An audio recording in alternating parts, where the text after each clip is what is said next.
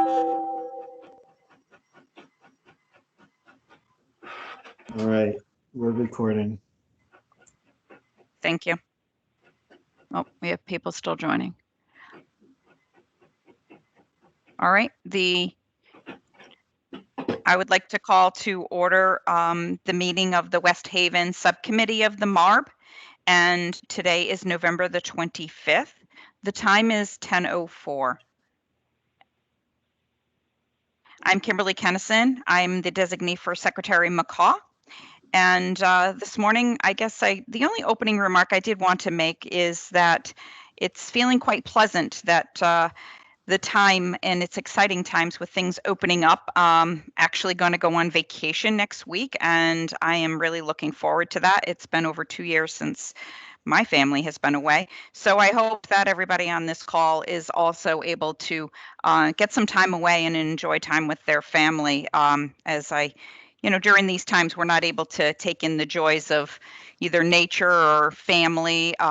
So I just wanted to bring that up because it's been a long time for me and it's well overdue. Frank, I saw that you just got back in. All right, so we do have a quorum today.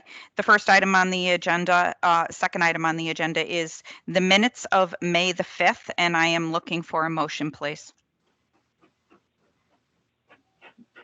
So moved, Bob White. Thank you. Seconded, Steve Falsigna. Thank you, Steve. Any discussion? I don't hear any discussion. So Julian, can we have a roll call vote, please? If you're in favor, say aye. If you're opposed or abstain, please let us know. Mr. White, Aye. Mr. Falsigno, Aye. Mr. Egan, Aye. Ms. Kennison. Aye. Okay, that's everybody. Thank you. All right, the minutes have been approved. Next item on the agenda today is to review and discuss the 5-year plan for West Haven's plan for their budget of FY22 through 26. The city's 5-year plan was presented at the subcommittee on April the 20th meeting, and the subcommittee had suggested several additional items to the plan. Explanations were one of them, and on the assumptions, and that is included in this packet today. In addition, the fund balance projections are also included as another item that we had requested. The plan for the fire department pension was pending, and it is still pending as the actuarial firm to update the pension evaluation with assumptions on a discount rate and calculated impact and the amortization schedule is still not complete. Milliman has confirmed that in their latest evaluation that they had provided already included updates on the mortality tables, and that was one of our questions. The next item is a plan for mitigating the internal service deficit, which is north of 9 million, and that is still pending. The city is considering the relief funds and is requesting that they wait on that item, and it's still unbudgeted.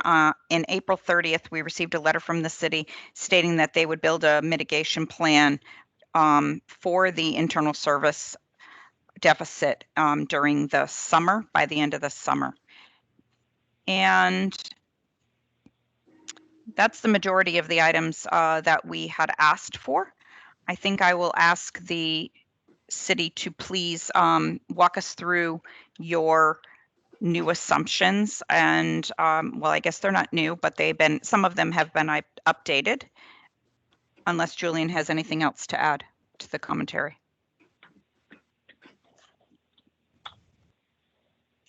I don't have anything to add. Thank you, Julian. All right, Frank, over to you. Okay, so good morning, everyone.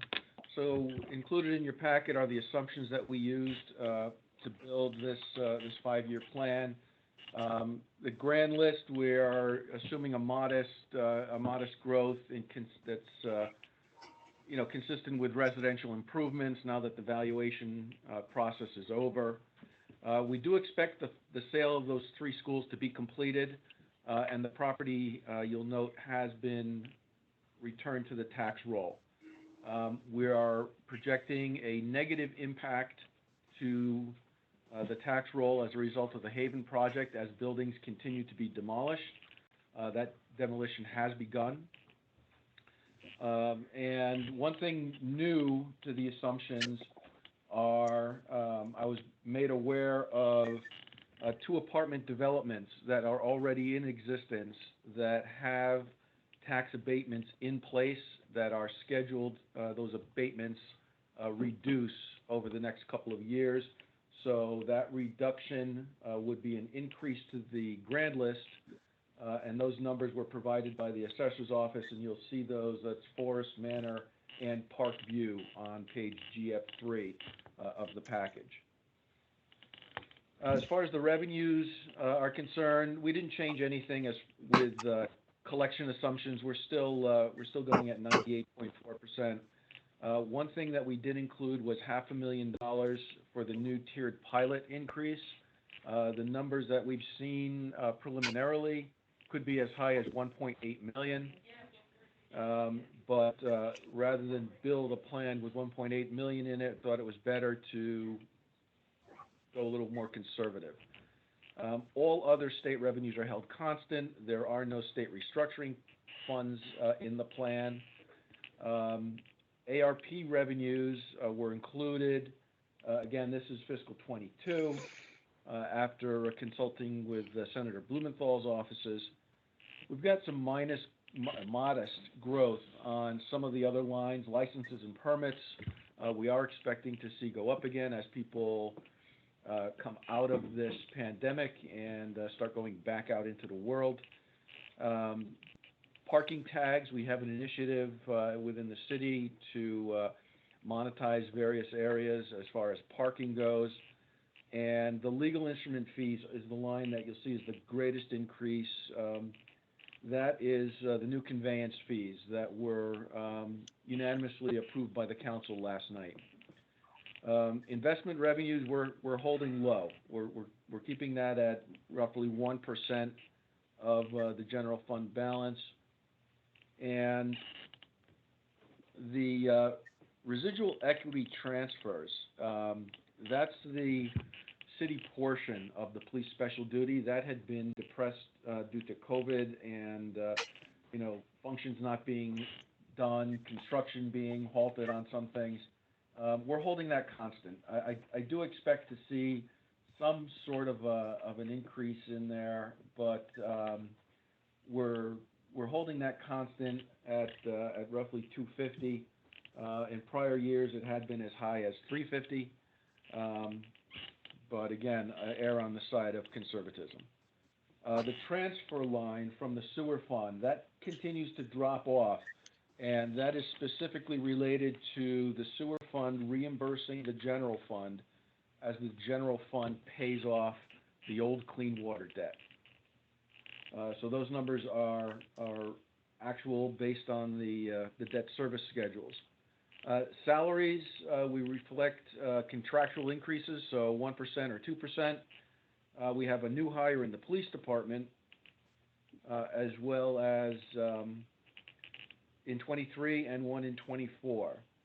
And unless otherwise identified, all departmental lines are using a 2% annual increase to keep up with inflation. Software maintenance costs, we're growing a little higher than that at 5%. We're using a 7% increase on the health insurance for the partnership plan. That is in the general fund for the Allingtown Fund, who has not moved to the partnership plan yet. We used a 12 to 13% assumption on that. The police pension contribution was off the last valuation provided by Milliman. They are in the process of working up a new valuation for me. And the debt service has been calculated using the individual line items within the capital plan, applying a projected usable life to that, and working out the payment schedule from that. So extreme detail with that. The only other line that you'll see is in the contingency other area. There was a line item as a placeholder for the outsourcing of the ADP costs. Going forward in 23 and on, those will be reported in the personnel department.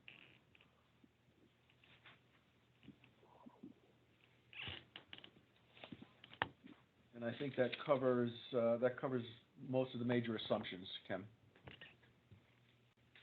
Thank you, Frank. Any questions?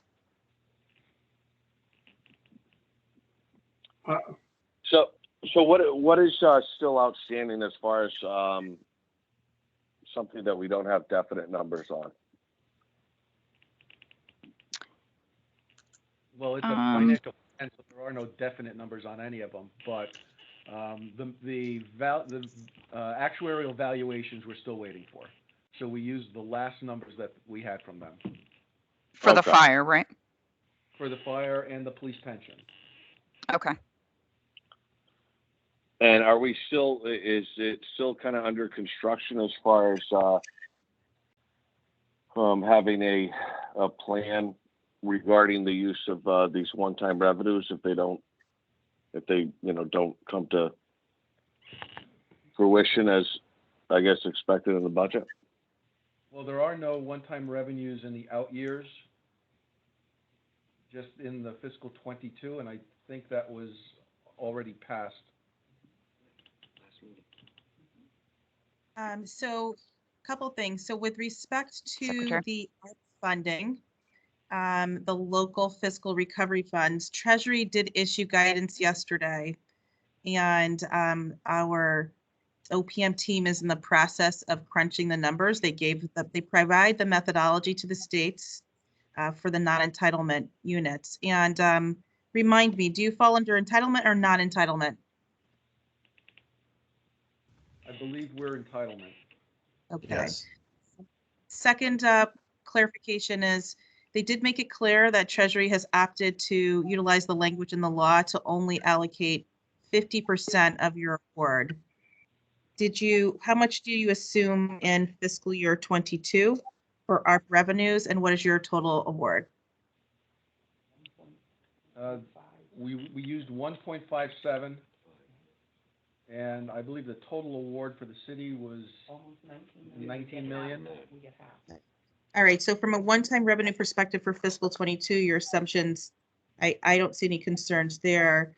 And then I guess to get to Steve's question about one-time revenues or revenues that at this point we're not was clear Pat. that they're going to utilize, right? The ones that I would identify are the tiered pilot.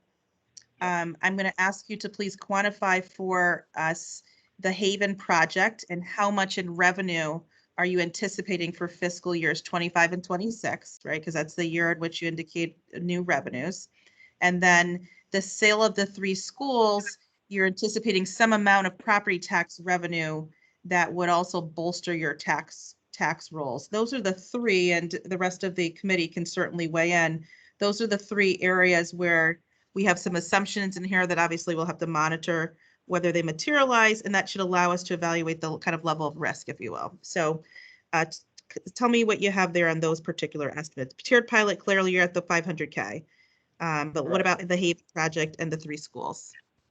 The Haven project and the 3 schools, I'm going to have to pull up the file. I don't have the calculation here in front of me, so it flows through with the grand list improvements. All right. Well, while the CFO is doing that, if there are other questions, anyone can jump. Yeah, I don't know if this is the place for it, but in the past, there had been a list of efficiency initiatives. And I'm wondering if there are any for the long term. I'm looking at this document as a critical document to kind of map out your exit runway. You know, at least the key elements are that you know, you're not running a deficit, and I think this answers that question. I assume, but maybe you can confirm the status of your the bond, your credit rating. I assume it's either improved or stayed the same. And the real thing I think we ought to talk about is sustainability, which in the statute is sort of vague. I think, you know, this group ought to, with OPM's guidance, ought to say what we ought to be looking for. But I guess, and I've got some other questions, but we'll wait for that. But is there an efficiency initiative that's built out here, or you finished with all those? We haven't finished with all of them, but there's other things that we will bring forward. We can't hear you if somebody's speaking. I don't know if you can get on. You want me to talk? Yeah. Okay.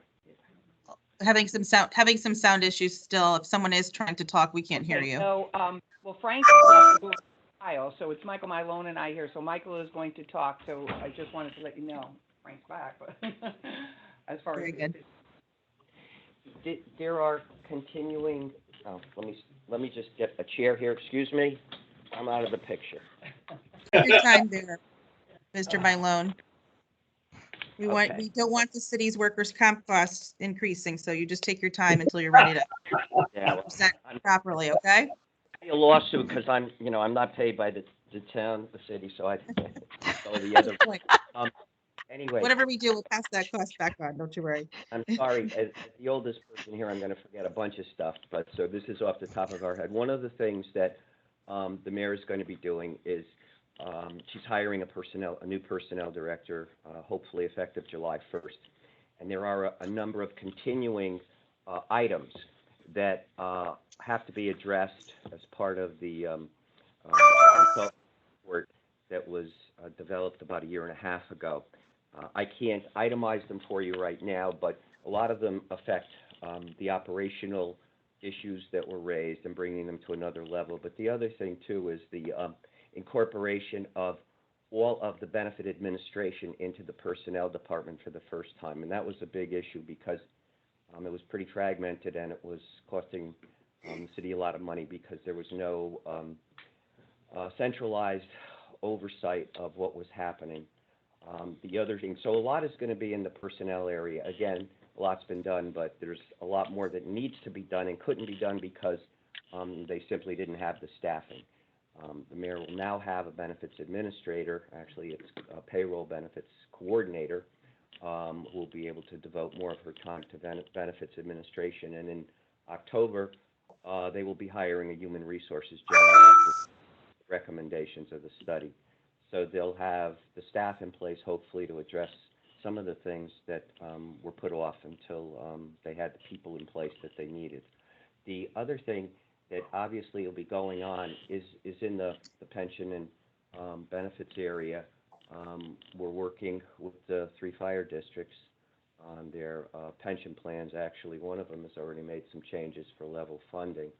And then the other 2, Allentown and First District, we'll be having actuarial evaluations, one this summer, one the following summer. And at the request of Julian, we did bring up some issues with the actuary, and they are looking at some amortization changes, obviously some interest rate changes, and the likelihood of being able to develop a stream of expenditures at worst is level funded, so that it will at least create future consistency in the expectations of what has to be contributed, and you won't have the volatility that we've seen in the past. We're in the process of doing this energy performance contract project, and it's hoped that these projects will start in September. We expect efficiencies from this initiative, but the biggest thing is that we're going to be able to do, I don't know, maybe $8-9 million in projects without having to use borrowed funds or city or Board of Education funds, as the savings is guaranteed to pay for the projects. The other thing, let me think, we're working on some initiatives relative to Social Security payments for part-time employees, which the law would allow us to switch to a deferred comp plan and not have to make Social Security contributions. I'm trying to think. You know what? I don't want to hold up the meeting, and I'm sorry, and I don't want to have a lot of blank spaces. Those are the things that come to mind now. And also, as we're going through the 5-year plan, we'll probably see some opportunities for some other initiatives that we haven't provided in the past, but also some of the initiatives that have been identified in the past are ongoing and continuing, like the human resources one, for example. So for right now, that's all that comes to mind without having any documents in front of me, but I could certainly put something together for the mayor, which she could get transmitted up to the MARB and OPM within the week. Thank you. On the fire department, you know, when you look at the mill rates and you add on the fire department's mill rates, which I remember from the past, you're very close to 50 mills. I guess two questions flow from that. We've been waiting for a while for the fire departments to kind of come up with a plan to try to lower that mill rate. It's taken a very long time. I understand trying to get folks to work together is difficult, but you know, that is a concern. I'm just wondering on the status of that and if that will be incorporated into the plan, because quite frankly, from a sustainability point of view, that, in my mind at least, you know, I'd like to hear what others say, is an area of risk. And Bob, if Dwight, I add to that before the city responds, also the long-term sustainability of the pension funds. And we had been talking about Right. that for some time, and we would be remiss to not include in that risk analysis. And I do agree that we should, as we're thinking about this 5-year plan in the context of West Haven exiting and being able to sustain it, we would be remiss not to ask the city to really incorporate into this plan how they're going to ensure the solvency of the 1 or 2 pension funds that were of concern. So over to you, West Haven team, to comment on both components of that. And Kim Kennison, if you were jumping in, feel free to do. Yeah, I was. Mr. White, I do not recall that our plan was for them to reduce the mill rate, as I thought that they, when we looked at analysis in the past, in order to cover what had not been funded in pension plans, the plan from the external firefighter study was showing that they would need increases in order to increase their contribution. So we just need to be careful of that. this is Michael. If I could just respond to Mr. White's question. Under the memorandum of agreement, the city, the mayor has to submit by May 30th, which is Sunday, a plan relative to the recommendations of the SC fire study. So this Friday, you will be receiving such a report from the mayor. And the key elements of it are, one, to address as best as possible the pension and OPEB unfunded liability. And two things that the fire districts have done and plan to do, and one is they're making advanced funding commitments to the OPEB and to the pension plan. But more importantly, one of the 3 pension plans, West Shore, had their actuarial study done last year and came up with a 30-year level funding program, which they can afford and they can sustain based on their current situation and their situation going out a couple of years. Correspondingly, Allentown is coming up for their valuation in July of this year, and Julian and Kim have already requested some information from us on that front. I know that the actuary is going to extend the amortization schedule beyond the 12 years that currently exists, which will save some money, but they also probably will increase or decrease the interest rate. So there will be a plan developed that hopefully will sustain, or at least it can be sustained by the Allentown District. They're currently meeting their actuarial funded requirement. They are currently paying significant additional dollars in Plan 2 for the next 5 years as a supplement to that contribution, and correspondingly they're doing that for their OPEB. The first fire district doesn't have their actuarial valuation done until July of 22, and in discussions with the actuary, they are going to look at a couple of options for that plan. One would be changing the amortization table, but they also recommended that they look at the level funding approach that they did for the West Shore Fire District. So there's going to be a lot of attention on the two remaining plans, pension plans, to bring about savings, and according to the actuaries, they're confident that they will have various options to make that happen. Currently, all three of them are meeting their annual contributions.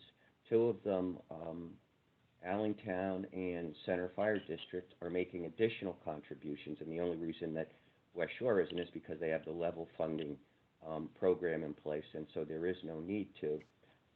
And then also what we're doing, but not as far advanced, is they're all making additional contributions to OPEB, and they're all working with the same actuary on their OPEB unfunded liabilities, so there's some consistency and uniformity in the way they're approaching it.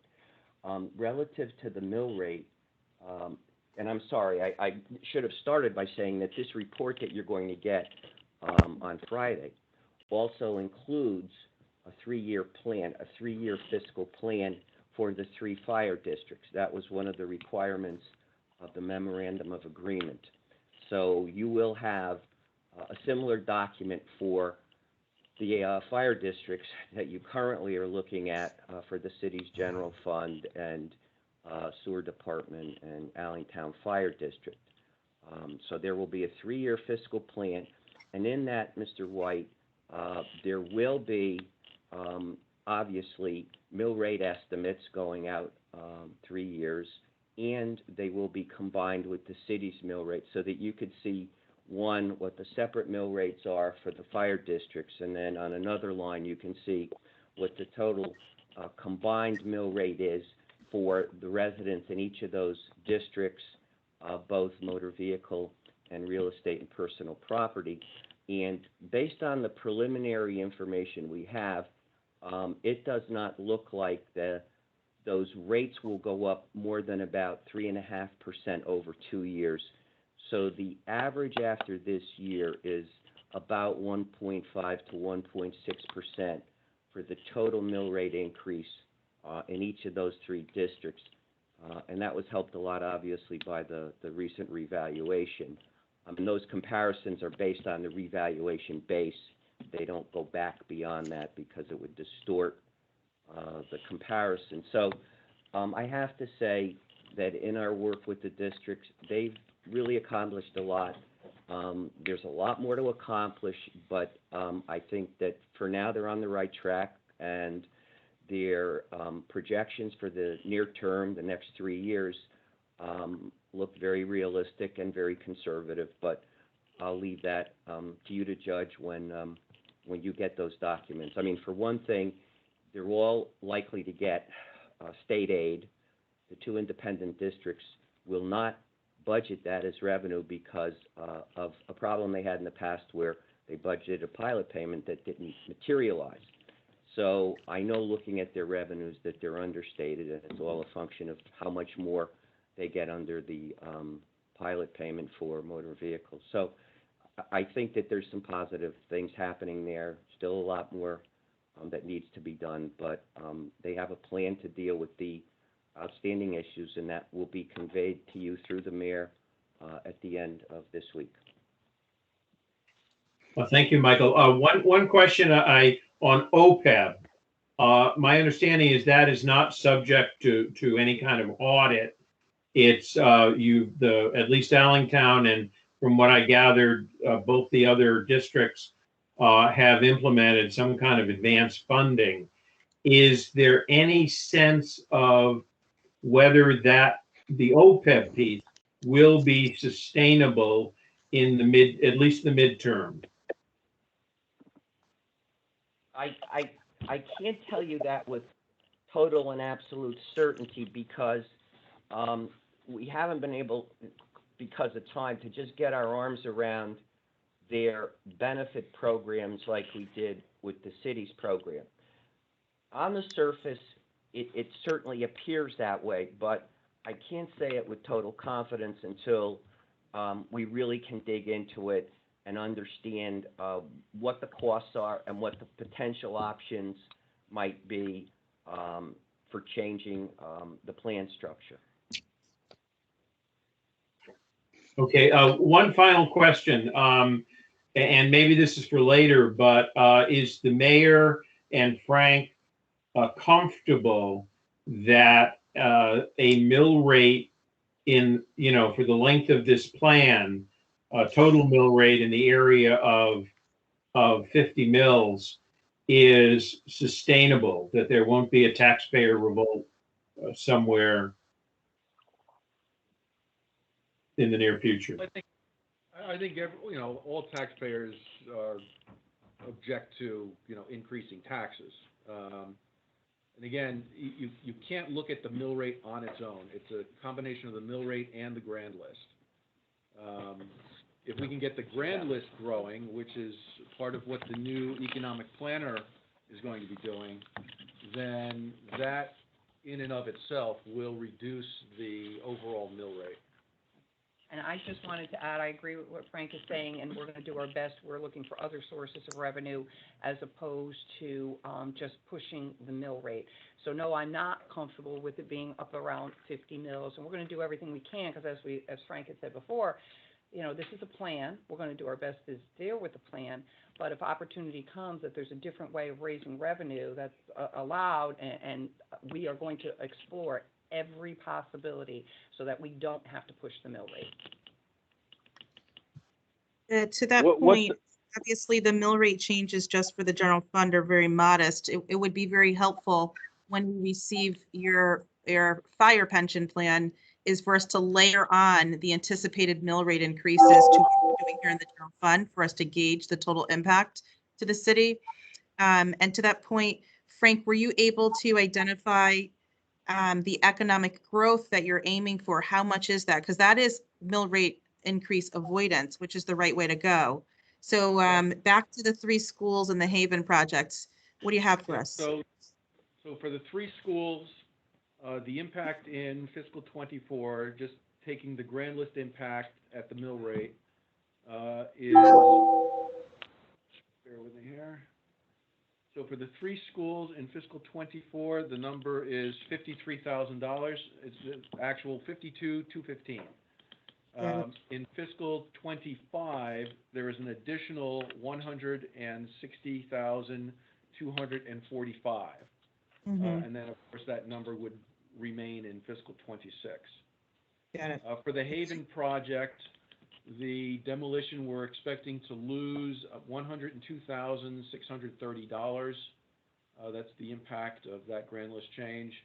In fiscal 24 and 25, the number, in 24, it grows by $139,240. And in fiscal 25, $320,490. Now, those are modest numbers. The appraiser thinks that the actual value of the project is going to be higher than that, but better safe than sorry. The Forest Manor, the impact on that in 23, 24, and 25 is an additional $23,000 every year. And the Park View it averages roughly $15,000 per year. So overall, we're looking at 23, a reduction of the revenues by 65,348. In 24, the number goes to a positive 229,354. In 25, 519,505, and in 26, 15,171. And again, those are incremental year over year. Sure. So by the time you hit 26, it's about, call it $800,000 cumulative, right? If you add in all the total amount of benefit to the grand list for all of those projects. 700,000. Okay. All right. So, breaking this up into from a revenue perspective, we want municipalities pushing for economic development. So I think you're moving in the right direction by looking at the opportunities within your town. Obviously, the extent to which you're working with MARB, we'll be monitoring the feasibility of these projects, but you should be pushing to take your available properties and get them back on the tax rolls.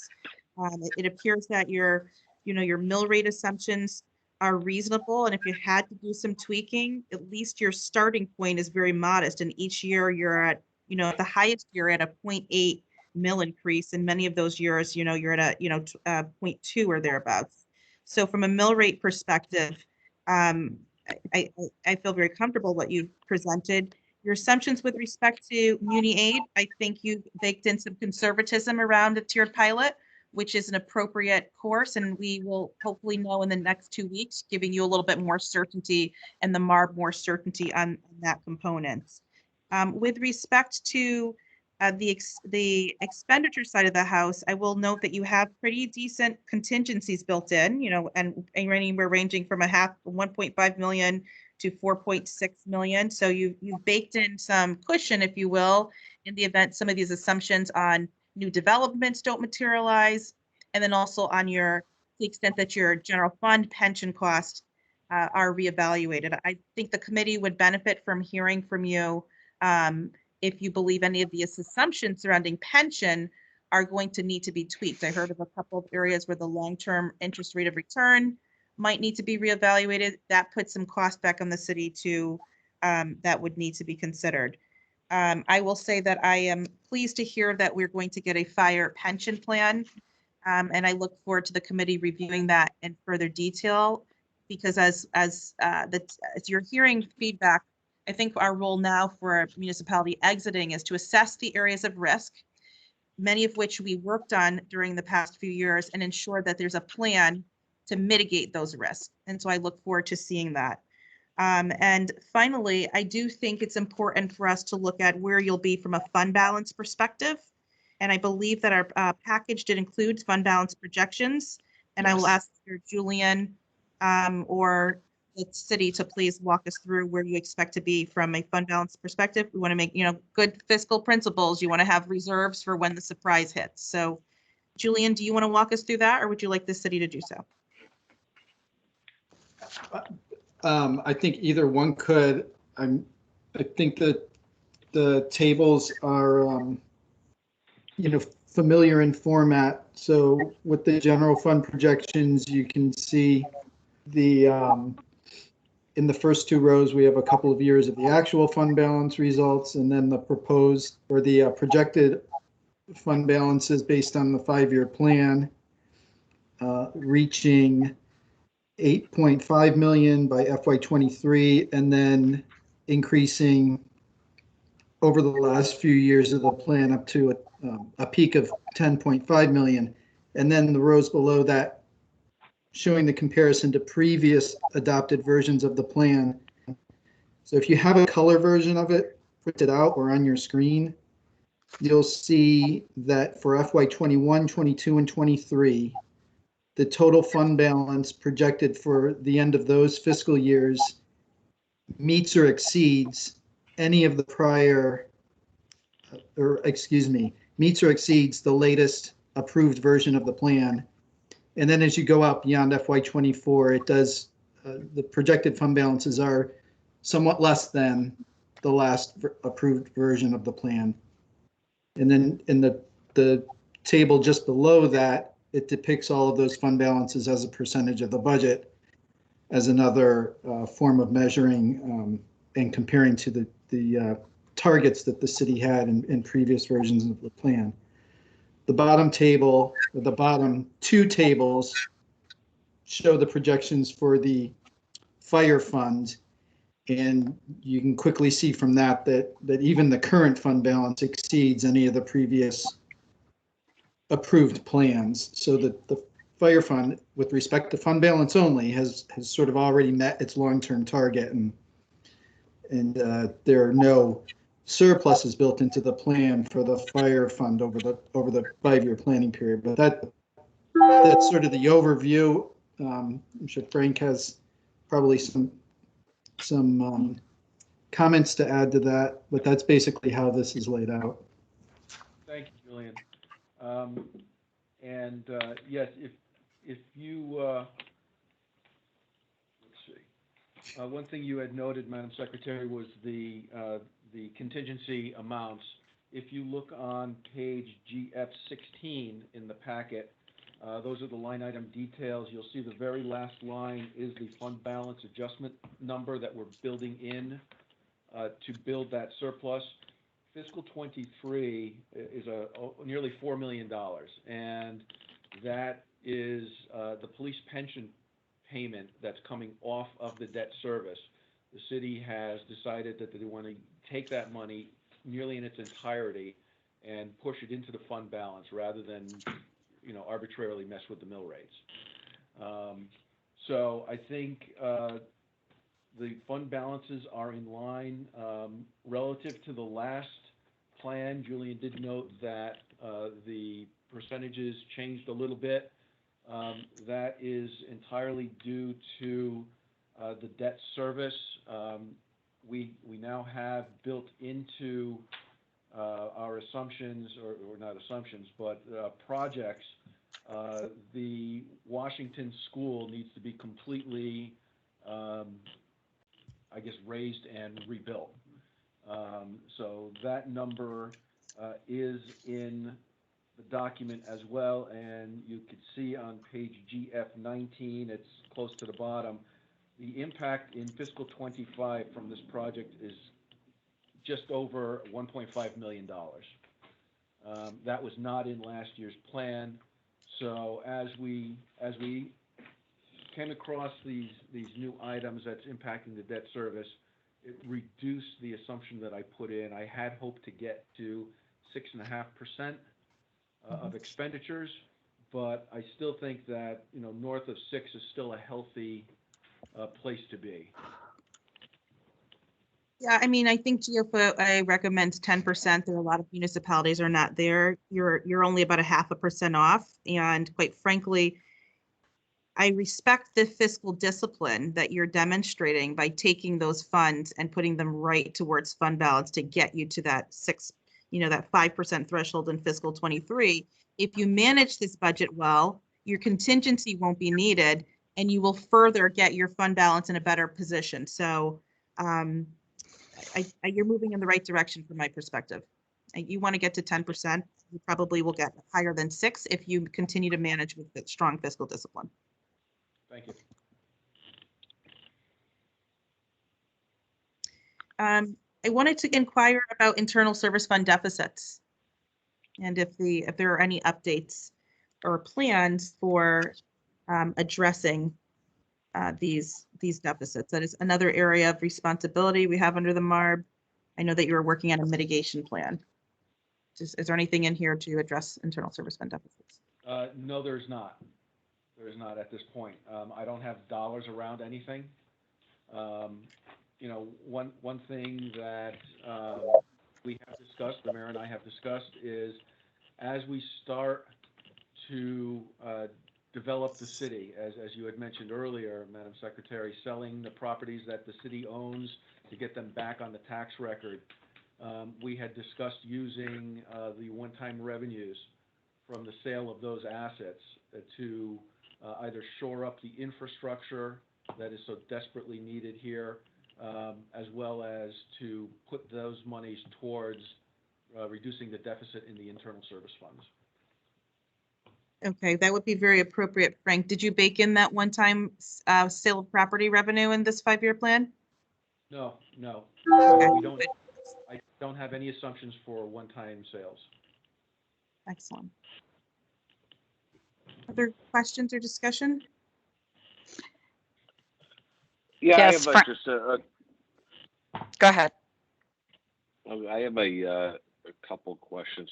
With the reeval, and I don't know if this was discussed and I missed it during a previous meeting, what was the ultimate effect, plus or minus, with residential versus commercial properties? I don't have that breakdown. Michael has it. He's just gonna run to his desk and see if he can find it. Okay.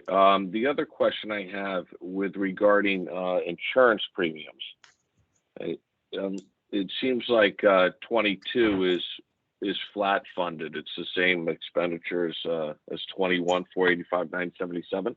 You're not having any increase in any of your premiums for liability, property, whatever lines you carry? I'm sorry, which line are you looking at? Insurance, which page rather? Hold on for 1 second. I'll find it again. Insurance premiums.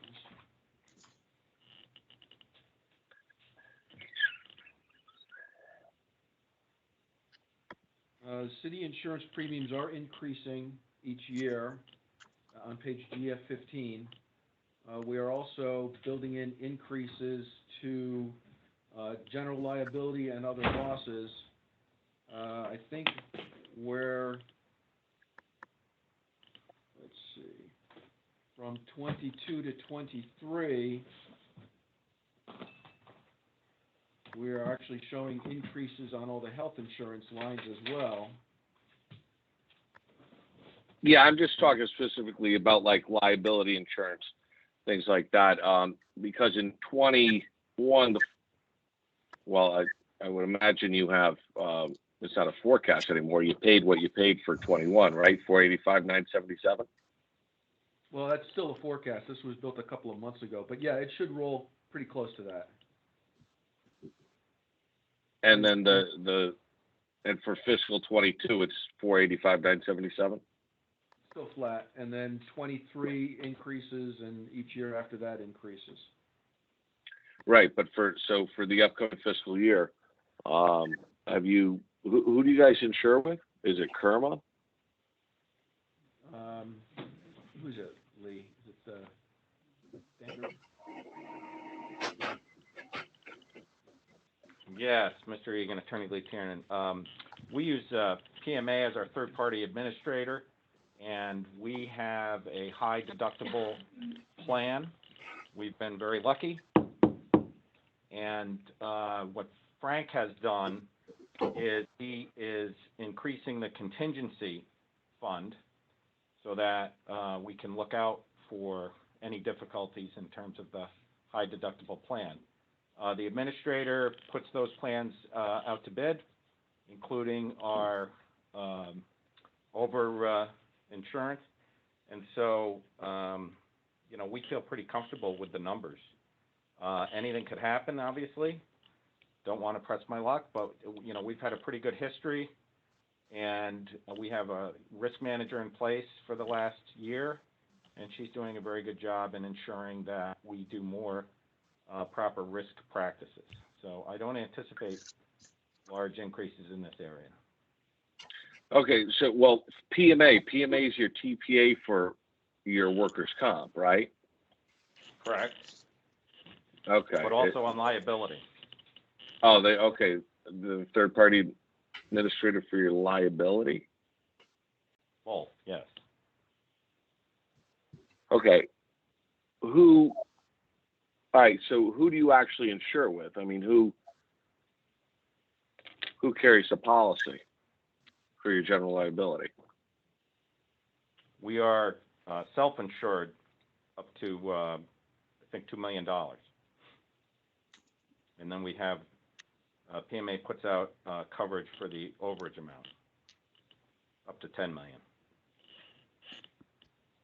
Oh, okay. You guys are completely self-insured, and then you buy an excess policy? Correct. Okay, and so that 485, 977, that's noted in the plan is for what cost? What is that? That's for your It would be premium? The premium. Yeah, the premium. Well, the premium, but I think it's also PMA bills. So if they get a file, they'll bill whatever costs are in the file. They might even bill if we settle a case. Okay. All right. So regardless, You're going to jinx me because we've had an excellent claims history in the last 4 or 5 years. Actually, the best 4 or 5 years since I've had any affiliation with West Haven. So, just warning you. call me the pessimist, I guess. I'm sorry, Lee. Okay. I just, yeah. So I would assume, especially in your excess lines, because they've been so volatile for the last 12 months, 15 months, that you probably would have some type of increase, that it wouldn't be flat funded. So you just might want to keep an eye on that when you're working with them trying to secure that, which is probably going on right about now. Okay, thank you. We have the real estate information. Oh, and Michael has the real estate information for you, sir. Okay, great.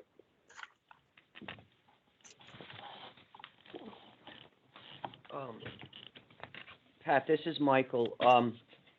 Overall, the real estate portion of the grand list grew by $294 million, or about 12.9%. And I'll pick off the 3 or 4 major parts of that. The residential portion grew by 12.65%, or about $229 million. The industrial grew by about $4.7 million, or 6.65%. Apartments grew by about $21 million, or 20.34%. And the commercial grew by about $36.6 million, or also by about 12.65%. And then there are other minor elements to that, public utility, vacant land, and so on. But that makes up about 98% of the real estate grand list growth. Was there a lot of appeals as far as people's reval goes? I don't know relative to other years, but I think Lee does, and he's going to address that question. You're killing me, Pat. So, actually, we had a very we prepared for a pretty busy season, given everything, and it has not been. We've been very, very lucky. Again, abnormally low number of tax appeals.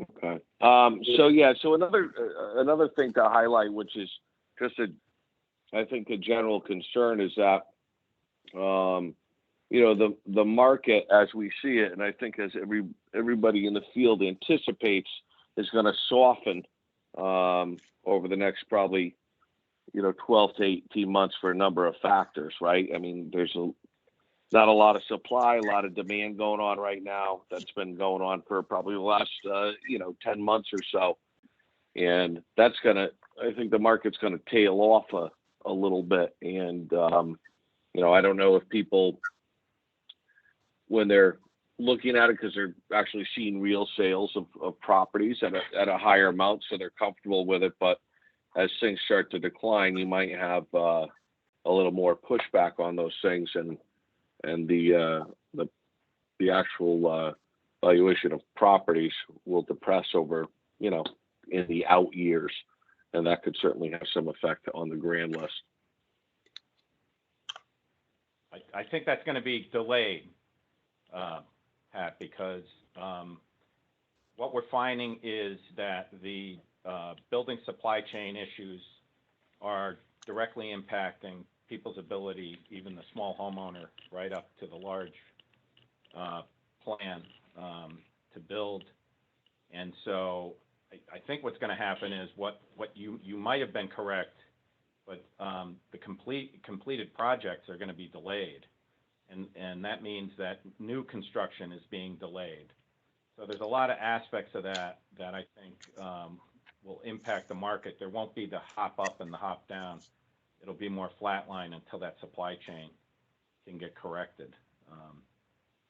And you know, the other thing you got to remember about West Haven, we're 10.8 square miles. So, you know, we're not impacted the same way that other communities are impacted because we just don't have as much space. We're already densely built and densely populated.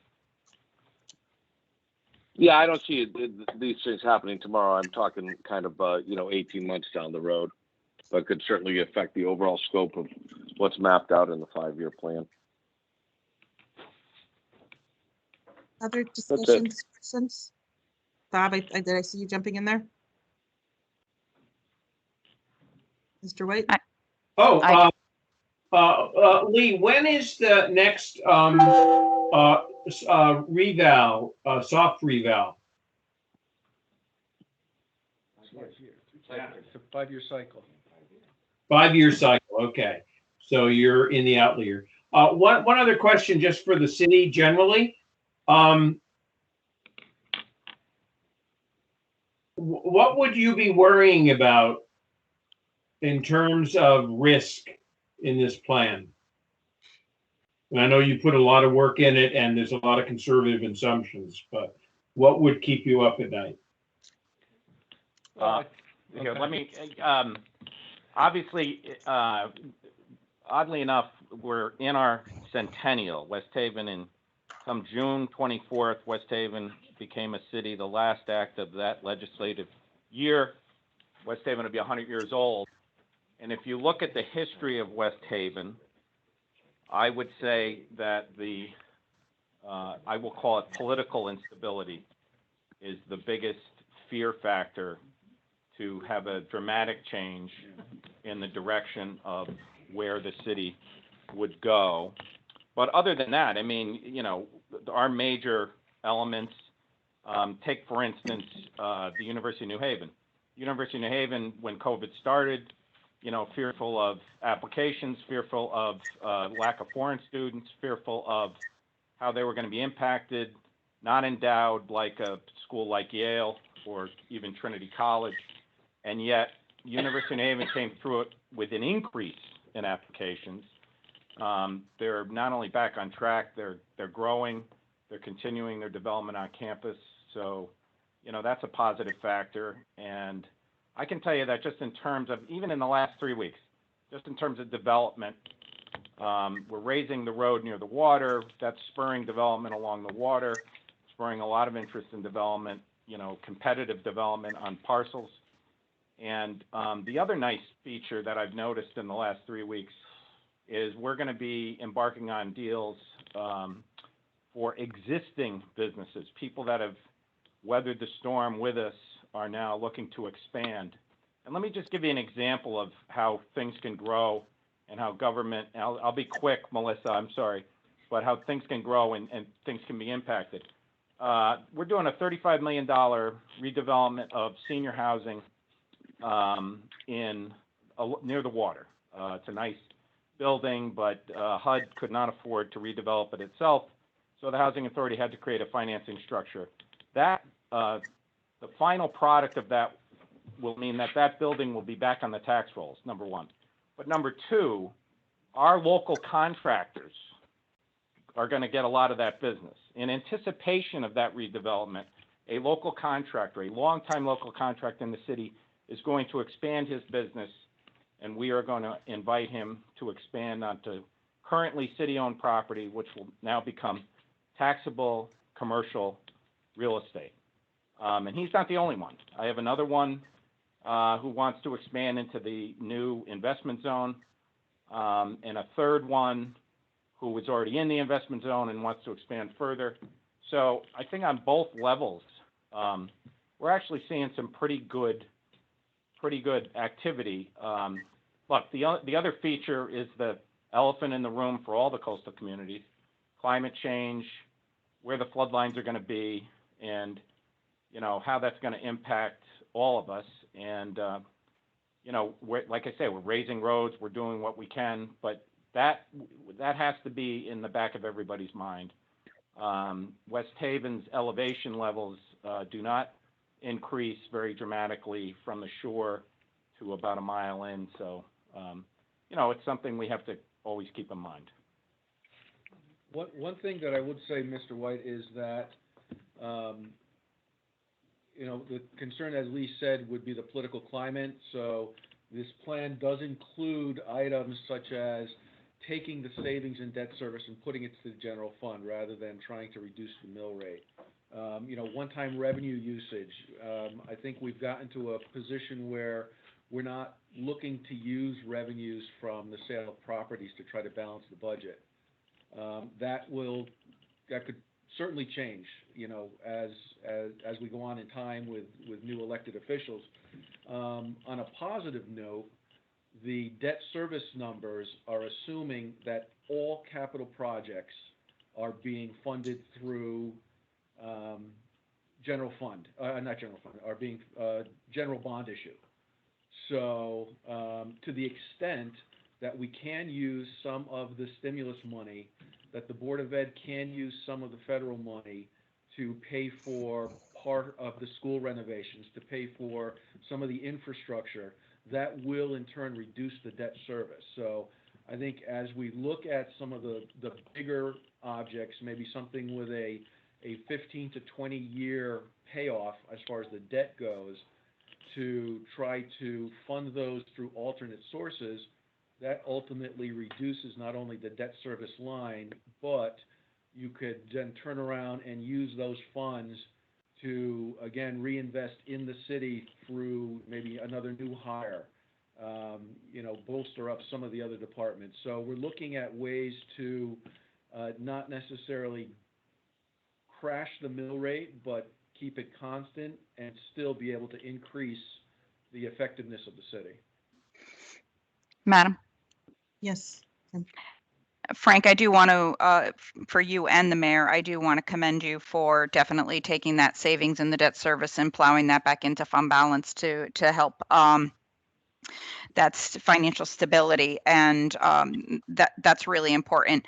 One of the other questions that I have, while you have this laundry list of needs that are being budgeted and funded, what is the laundry list of needs that are not being budgeted? And are we staying within time, or do we have catch up of capital needs that we're not putting our attention to?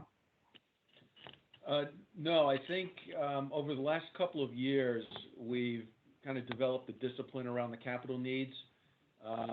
So the responses that I've gotten from the department heads in the last year were more detailed than I got the year before. So they're starting to realize that the city does need to focus on what the capital needs are. And so we do have line items in here, not as we had in the past, where just a generic replacement of vehicles, $200,000 every year. So we are looking at the overall infrastructure, not only from IT to buildings to roads. There's a line item in here for the street lights and the traffic signals, etc. So I think, at least for myself and the mayor and some of the others, have come to the realization that West Haven has neglected itself in favor of maintaining a low artificial mill rate and keeping that mill rate down by putting off, and as any car owner knows, you could spend $70 a year for an oil change, or you can never do it and have to buy a whole new vehicle. We're at the vehicle replacement point because the regular maintenance has not been done. Okay. Thank you. One other thing, you had mentioned that you received approval last night on the new surveillance fees for the legal instrument fees. Conveyance fees. Okay, so was there something else that was approved last night, or just that? I wasn't at the meeting last night, so I found out about that. We- Find out about OPEB. The OPEB trust was in his second read, I know that. Yeah. So, yeah, I mean, we're making a modest change to the OPEB trust. That was in the second reading, and just the conveyance tax issue. Right, that was it. Okay. No, I don't think there's anything. Your 5-year plan has not been approved at city council, correct? No, it has not gone to the council yet. Yeah, it hasn't been submitted, so. Right. I just wanted to double check. I didn't want to send it to the council if the subcommittee and the MARB had substantive changes to it. Understand. Subcommittee members, we've had a chance to question the city, and they've made a number of the edits that we've requested. We've analyzed risk, we've evaluated revenue assumptions, we've looked at contingency, we've studied fund balance. We recognize that the pension fund report and plan will be forthcoming shortly. I guess the question back to the members, is there anything that you see as outstanding? This plan, as I see it, certainly passes muster. I love what I'm hearing about the fiscal integrity and discipline that's being built into your decisions, particularly while the internal service funds are not addressed, you have a plan to use one-time revenues. You did not bake that into your 5-year plan. Everything that I'm hearing is all the signs of sound financial practices and shows your commitment towards long-term sustainability. So with that, I guess committee members, is there anything that you see here as missing that you want to provide to the city in terms of feedback? Can I make a comment, Madam Chair? Of course, This right is ahead. Steve Balsick now. And I have to say, I agree with you. I commend the city for the strides that they've made since I've been on the commission. I do agree with Mr. Egan on a couple things, and I know that you can't really. I hate to look at this as a business guy, but that's kind of what I do. And this is just my. I don't really need an answer from any. This is just my observations. It just seems that I wonder if there is a drop in property values, or if some of these these development programs that they have, or commitments that they have, if they don't cross the finish line, how quickly is the city able to mitigate the change? I still have a problem, though. I think the 5-year plan is a great step in the direction that we need to get to. I'm still very uncomfortable, and I know we have more information coming, but since I've gotten on this committee, the fire districts, or the control of the fire districts and their pensions, have been a problem. And I just hope that at some point the city can really get their arms around it and tackle it and not punt. And I think that that's important. Some of the other things, from a less than a macro observation to a micro observation, is we had a to-do list probably a year ago, and I haven't seen an update on that. I know we've talked about it and it's been touched upon, but some of those micro issues that had to be fixed were never finished. They were working on them, but they hadn't been finished. And I think it's important that the city circles back to that and finishes that list and gets it complete. And the reason I say that is because the things that were on that macro list were the nuts and bolts of running the business. Mm-hmm. And I think it set policy in many departments that needs to be adhered to, so that we don't fall back into an issue over the next 5 years. I'm sure the city doesn't want to be back on MARB in 5 years. They want to be off MARB and they want to be on their own. And I think some of those nuts and bolts that have to be fixed and have to be adhered to, and there have to be policy set for, and departments heads held to certain criteria. I think it's very, very important that that's established and finished. And those are just my observations. I don't really need an answer from the city. It's just my observation, in my opinion. So, no, I think that's valid feedback, and thank you for that. Just to touch on the pension for the fire departments, in the Allentown plan, which is the only pension that the city really has control over, we do have additional contributions to the pension and to OPEB over and above the anticipated ADEC. And that is coming from the funds that were secured for us by Representative DeMassa. So again, rather than drop the mill rate there, we did drop the mill rate a little bit, but certainly we don't want to ignore the elephant in the room that is, you know, a severely underfunded pension plan. And I certainly understand that that's something that you inherited. It's not something that you created. I just think that has to be on the forefront of your commitment, Yep. because I think that's really important. Because that you know, if that goes in the wrong direction, that could affect. That could probably hurt a lot of your a large section of your 5-year plan, I would think, in many different ways. I understand that for Allentown, you'll have a valuation in July, but you could do some soft modeling of scenarios and make adjustments to the Allentown Fire District plan to reflect what would be necessary to improve funded status of the plan. Steve does raise a good point that it's kind of missing here. The mill rate increases that you show on AFD1 are quite modest.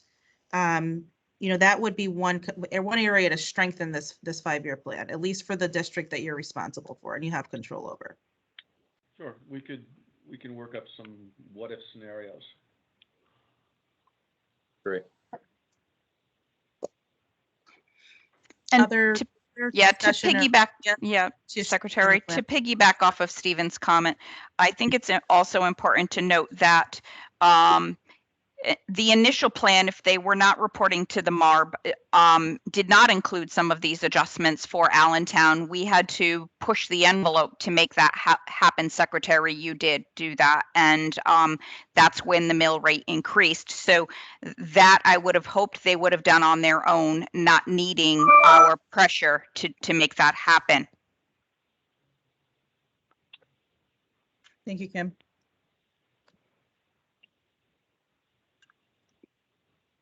Other discussion or comments? I think, West Haven, you're hearing directly that there are some concerns that the discipline that's in the general fund needs to be bolstered in the Allentown Fire Fund 5-year plan. That would be important to get this, it seems, to get this over the finish line. So how soon do you think you'd be able to turn that back around?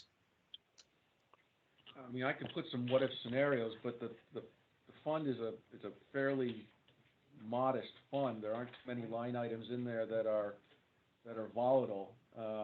So I could certainly try to get something for you by the end of the week. Wait to see the fire plan. Oh, the 3 districts and then react to that. Michael Mylone has suggested that perhaps we wait until we get the fire plan and we can see all 3 districts. And you said the date is May 30th?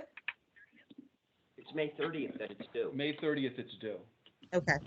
As a requirement to the MOA. All right, well, committee, if this is a material component, then we would have to have a special meeting to review the 5-year plan with the updates to Allentown Fire. Obviously, it was our intention to get the 5-year plan to the full MARB. And you typically have a vote contingent on approval by the council. So if that is the case, if that's the way we'd like to proceed, then we would delay a vote today, have the city update the plan to reflect additional improvements in Allentown Fire, schedule a special meeting for the West Haven Subcommittee to review those changes to see if it passes muster, to vote it out, to get it to the full board. It might not be done in time for our next full board meeting. And I mean, obviously the city has our approval on a budget contingent upon the outcome of the state budget. So it doesn't harm you in being able to operate for July 1, certainly. Actually, Madam Secretary, Yes. I think, if I'm remembering correctly, I believe that the the approval that was voted on was that the budget would be approved contingent on the 5-year plan, not on the state. So I'm concerned that I won't be able to get the tax bills out if we go past the next MARB meeting. I'll just have to go back. I can go back and check the minutes and see what's out there, but I think it was contingent on the 5-year plan. Okay, if that's the case, then we would have to have a special meeting for MARB to approve this 5-year plan. What is your time frame for, how long would it take for your council to approve, given you have not yet submitted to council? Just curious on, is that a 4 to 6 week process for you? I don't think so. Okay. It's 3 weeks until the next council meeting, so we'll get it on the agenda for then. But they don't need to approve the 5-year plan necessarily. I just wanted to see what do they get their own fingerprints on your plan. Oh, I agree. Great. And your deadline for getting tax bills out, I mean, if we had to do a small special meeting a week after our current MARB full board meeting, could you still get tax bills out? I'd have to check with the tax department to see how much time they need. Okay. But we normally try to get them out, early June so that we can get the early payments coming in. Well, we have our full MARB meeting is on Thursday, June 10th. Correct. So to the extent that that plan is submitted on May 30th, the first business day thereafter is Monday, May 31st. We can certainly put a special meeting on the calendar to review your updated plan for Allentown. If you're prepared to do so, I think you should prepare to do that. And so that we can actually take action on it, assuming the committee's comfortable, and vote this out in time for the June 10th full MARB meeting. Yeah, we do have to, we'd have to get a meeting, posted and adhere to those requirements, but you commit to a certain date, we can certainly get our quorum in place to review your updates. Well, yes, and as I said, it's a smaller model. There aren't too many moving pieces. The only line item I'll be playing with is the pension number. And so by the end of the week, I should be able to pull something together for you. Now, the other thing to note in Allentown is there are no assumptions for additional tier monies that would be going to the Allentown Fire Department. Right. But there is tier money that is planned. That's already been secured. But you're saying it's not in your plan, or it is in your plan? So I have that in there, but Okay. But we have been told that that number would potentially go up quite a bit, and so we did not layer that in. Well, here's what I would suggest for us to proceed, that the West Haven special meeting be scheduled around the 8th or thereabouts. It's very close to, or the 7th, whereby bills are already being run. We'll have a greater certainty on what that potentially would look like for the tiered pilot and the fiscal impact. But it is incumbent upon you to go back and take a look at least your latest valuation or your most recent pension reports, and look at the funded status and the investment rate of return, the extent to which you've been hitting it. I'm sure in discussions, you have a sense, or you can talk with your actuaries about the direction they might be headed in. Do some soft modeling, even though it's not based on the latest experience study, to get a sense of if you were to move the needle on the assumed rate of return, or to improve funded status by X percentage points over a period of time, what is the fiscal impact? I believe the committee's intention here is to show progress towards that goal and a plan that demonstrates a commitment to making that progress. And then in the meantime, we will continue to negotiate a final budget and certainly update you as we have bills drafted, and they'll start to work their way through both chambers. So by that date, there should be a little bit more certainty.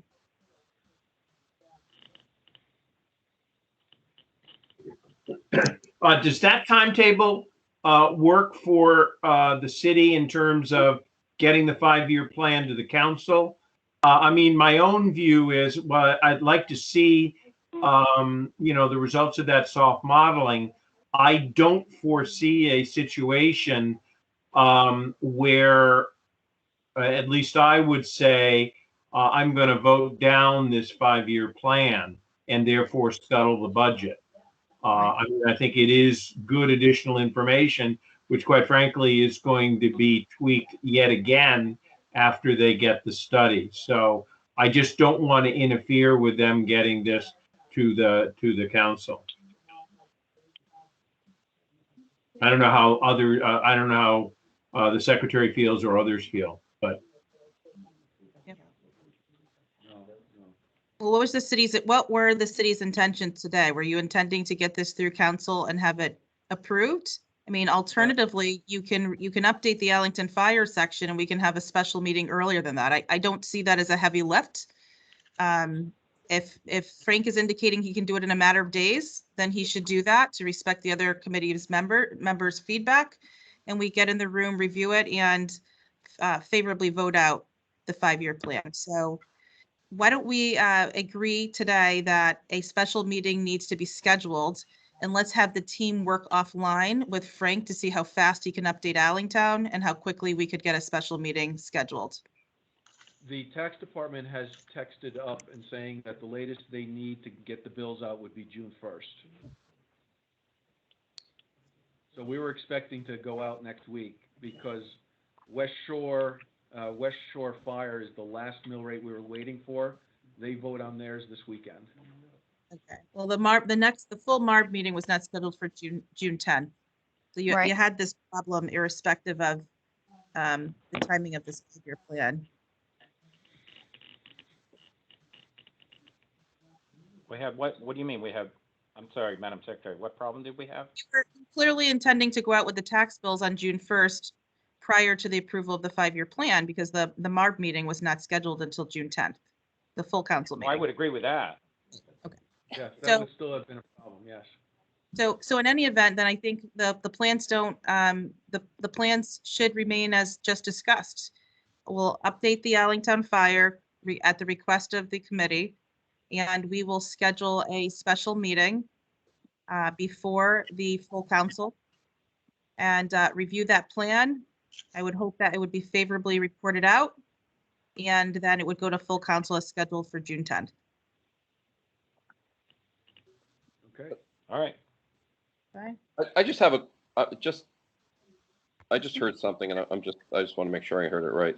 So you have to send the bills out, or your tax department needs to have the bills available to go out as of June 1, but you're waiting for the finalization of the mill rate from one of the fire districts, which isn't voted on until this weekend. Is that correct? June 1st would be when they would send all the information and the final documents to the printer. Right. So, but you were saying that you have a vote on a mill rate in a fire district this weekend? This weekend. So what if it got voted? So let me ask you a question. Maybe I'm just a little confused. Yep. What if it got voted down? What do you do then? Then, according to the I guess bylaws would be the wrong word, but if the public votes down the mill rate, the charter. So thank you. If the public votes down the mill rate, the old budget immediately takes effect again. Yeah, the West Shore Fire District cannot not have a budget. So, I mean, is there, and maybe it's just me, but is there a reason why we always seem to be pushed up against these deadlines? Is there any way to maybe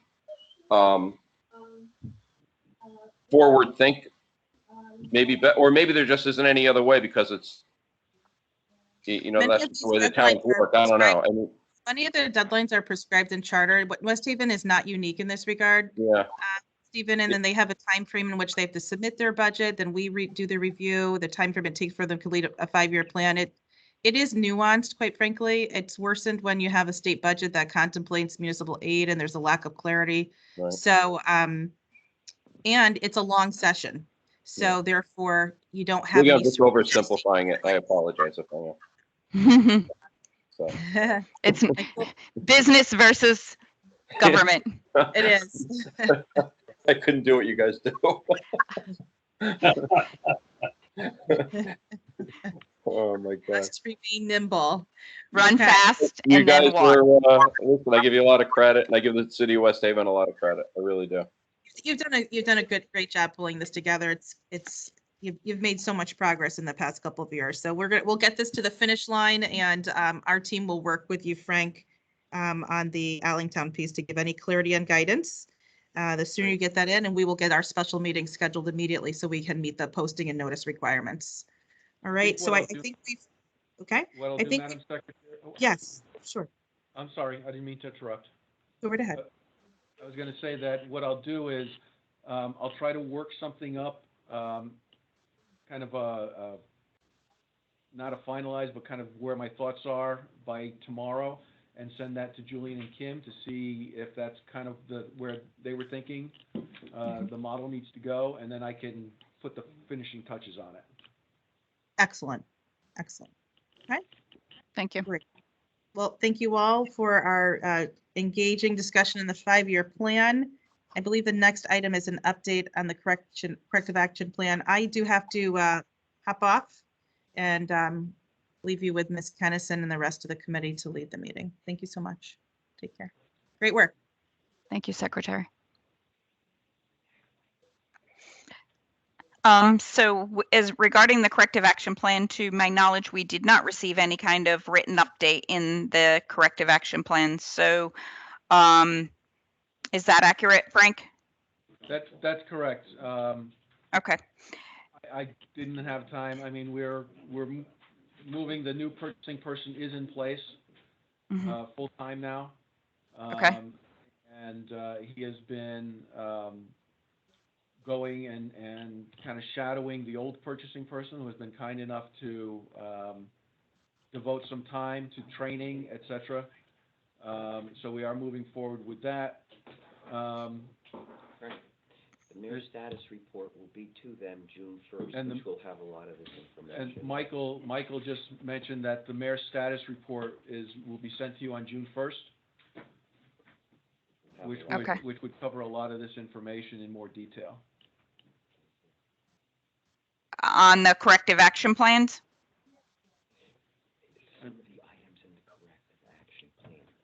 Some of the items in the corrective action plan. Yeah, some of the items in the corrective action plan. Not the detail.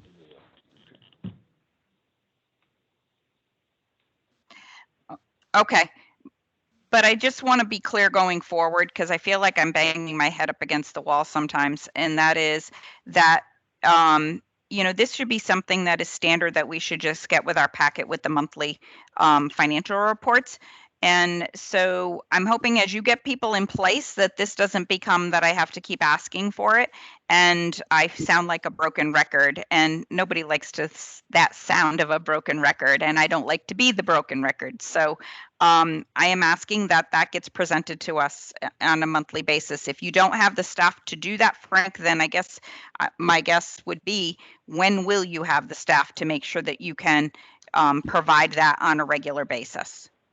I'll make sure that that's included as the last page of the monthly financial report. Thank you, Frank. No problem. Other business, we have, I'm wondering if some potential discussion that we could have, or is there a plan that is beginning to be built regarding, I know we discussed it at the last meeting, of ARPA funds, and I know that you didn't have all of the restrictions around that, but to begin to build the thought process of what you would do with some of those funds, even to get pen to paper, is helpful. I'm wondering if that work has been started at all, or if any kind of thoughts about that, Mayor. Go ahead, Mike. This is Michael, and what we've done, Kim, is I've gotten a lot of help from Julian in terms of just understanding what the regulations allow and don't allow. So with his help and my summary report, I apprised the mayor and Frank just late last week of the possible uses and the means for hopefully maximizing the use of those resources. But other than that, no, we haven't sat down and identified specific things, but from past information that we've conveyed, obviously, and I can't speak for the mayor, but one area that we'd certainly like to address would be the unfunded liabilities. The second area, which Frank touched on earlier, is the infrastructure and all of the neglected maintenance, and obviously, to the extent possible, restoration of monies that were spent on COVID that could be restored. So we have three general areas. Also, we gave you a list of how we're going to deal with the internal service funds, which is, again, the unfunded liabilities. And that's all part of what's going to go into this process. But no, we haven't developed a list of priorities yet and put amounts next to them. And again, I think we still want to wait and get a little bit more information and confirmation of especially the use of revenue loss and how broad that might be able to be applied to some of these needs. But I know it's urgent, and that kind of falls on my plate, and I recognize the importance of moving that along so that the mayor has something to put in place so that she can better control her destiny. Okay, thank you, Michael. So we will look forward to getting some of these updates. That's the last item that I had for today's meeting. I guess one other thing would be the ADP project. I think that you said you went live with that. Did you have any kind of issues, any kind of follow-up, or are things running smoothly? No, everything's running smoothly with that. Okay. All right, then unless any of the members have any other discussion items today, please let me know. Otherwise, can I get a motion to adjourn? So moved. Seconded. Thank you. Thank you all. Thank you. Thank you. Enjoy your All in vacation. favor? Hold on, all in favor? Aye. Aye. Aye. Okay, thank you. All right, we'll be in touch, Frank, and have a good day, everyone.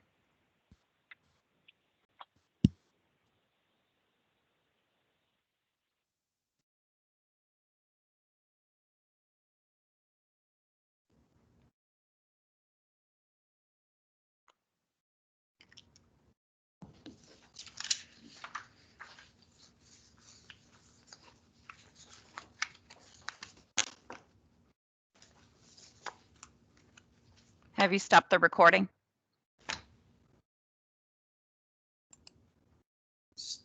Uh,